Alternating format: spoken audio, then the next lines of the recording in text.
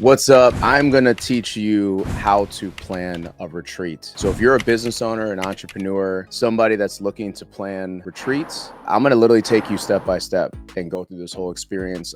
We've planned some crazy retreats already. So one was in New York, Times Square, and then one was also in Milwaukee, Wisconsin. And we also have one coming up in Denver, Colorado. And we've also done some really big conferences as well. One was actually crazy enough to rent out the Fiserv Forum in Milwaukee, Wisconsin, and we held a business community event there. And then the second event was at the Summerfest grounds, so Henry Mountain Festival Park, and that was actually absolutely crazy because I was outside, because pretty much outside, but it was absolutely crazy. So, and I've been throwing events for definitely over a decade, maybe 2 decades now, and so I'm going to literally walk through the process of how to get your retreat planned, organized, executed.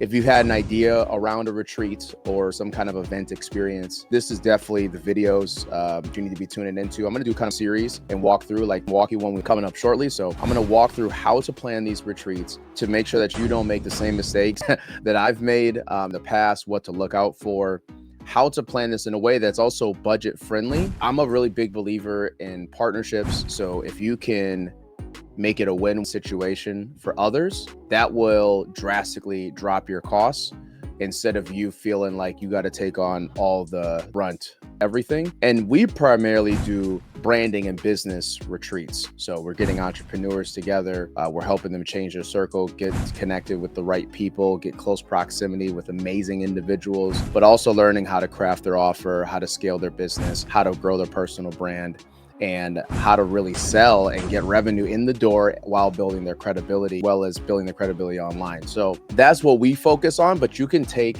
what you're gonna hear in these videos to what you're working on. You know, even if you're doing like a relaxation retreat or you're doing a leadership retreat, you can take these same principles and apply it to whatever event experience that you're doing. So the first thing is when you're planning a retreat, you know, for this one that we have coming up in Milwaukee, is it first started with the idea, right? You got to map out what the idea is as far as for your retreat.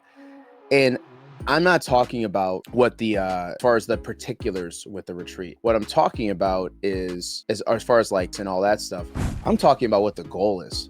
If you don't get anything else out of this video, get this right here, is that you have to have a goal while producing an event, because you can totally get lost in the sauce of producing an event. Try to make it this grand, spectacular thing, and then you're in the hole, and then you look back and you're like, why am I doing this anyways? So you have to start with the goal, so pretty much the end in mind. So start with the goal of what do you want to get out of the event? Why are you doing this in the first place? It's not just to bring people together. You want to create an experience to be able to produce X result.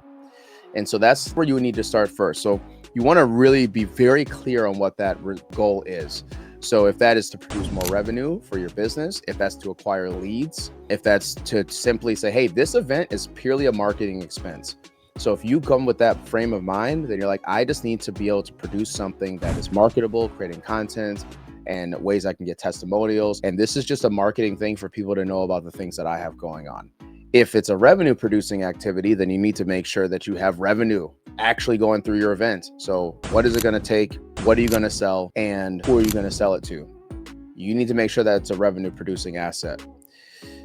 If it's something where, hey, I'm doing this event to lead into something else, then you need to have, hey, the leads that are coming from this event, what am I going to get them into next? You need to have a clear way of doing that in the event, so that way you don't do this for nothing. So it's just, I looked at retreat, and it's one in Milwaukee. The goal of the retreat is A, to have to be a revenue producing. 2, it's also a marketing activity because of the influencers and the amazing personal brands that we have attached to this event. So we want to make sure that people are getting acknowledged. We're putting a lot of content out there. And lastly, we want to build partnerships. So we want to build partnerships with entities, with other brands, and figure out how do we make it a win-win situation for them, so that way we can really partner up with us being the kind of media arm and that attraction arm and marketing arm for a brand that maybe is trying to achieve a different result. Maybe they're trying to get more visitors to their website. Maybe they're trying to get more visitors to their physical location. Maybe they're just trying to have people know about the brand and that this is a great place to come to. They need unique ways, unique types of content to be able to display that. And we'll get into the partnership stuff later, but those are the goals that we looked into before we even started planning the event. So when I'm thinking about location and I'm thinking about who to partner with, I am doing that in a way where I have the end in mind. And you want to constantly keep going back to what is the end in mind for you? What goal do you want out of this event? I know it sounds like a broken record, but it truly is the one thing that people make the biggest mistake on when they're planning any type of event. And that's why you constantly keep hearing, maybe it's you yourself that have planned an event before and you're like, why am I doing this? I'm in the hole X amount. What happened? And when you looking at the goal as you're planning the event, you can pivot and you can change things if the event is going in a place that you don't like. And the earlier you can get to that, then you actually can make those adjustments. If you're too late on that, it's going to be really hard to adjust that last minute, and you're just going to have to take the L. So start with the end in mind. Second off is that you want to first look at your current circle. So I wrote a book called Change Your Circle, Change Your Life. And it's about how to unlock your self-awareness, how to evaluate your current circle, and then how to get into new ones. And the way on how I plan an event is people go location, time, all this other stuff, logistics, when they start thinking about event. The end in mind first. Second off is, who do I know? Who's in my current circle right now that could benefit from these goals that I'm putting down for my event? Who could I partner with? Who's an advocate of mine? Who just believes in my mission and vision and what I'm trying to do? That might be a good partner in something like this. Maybe they have resources and connections that I can maybe leverage. Maybe I can look at my own current circle and we can build a foundation for a potential event before we get into the weeds of where it's at, what time, venue, and all this other stuff. Maybe I'll look into what I already have in my current circle and ask them questions like, I'm trying to plan this event. These are the goals. I'm trying to make this a marketing event. I'm trying to make this way to get some great leads, entrepreneurs, or for these type of people, a leadership mindset to the type of people I'm trying to attract with this event. And I know that you do X, and Z. Maybe we try to team up. Or, hey, I know you own a physical location.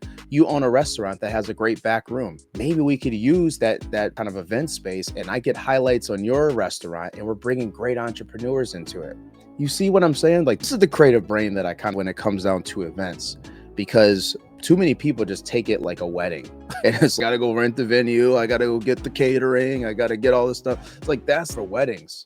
A retreat experience, especially if you have a small amount of people and you're looking at like 5, 7, 10, 20, people that's in a space, it's more manageable and you can figure out kind of you want to plan that.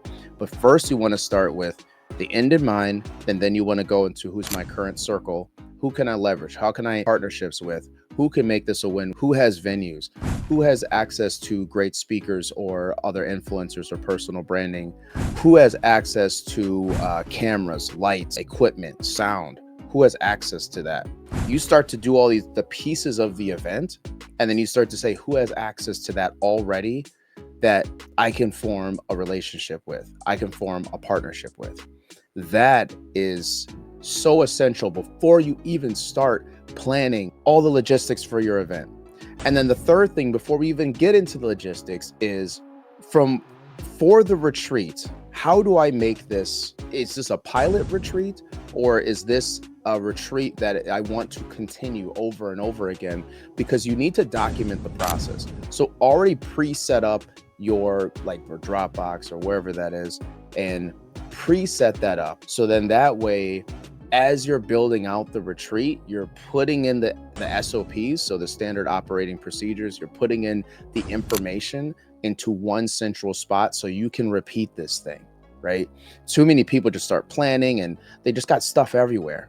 And you need to start planning and putting everything together so that way at the end of this thing, you have a clear roadmap of what happened, how did you do it, and you can duplicate it. And then you can bring maybe more people into it. If it was a huge success, you can bring other maybe team members, partners, contractors, whatever, and help you with that event in the future. So that way you don't have to do everything yourself. And so that's why it's so important. And I'm going to remind you, I haven't even talked about logistics yet.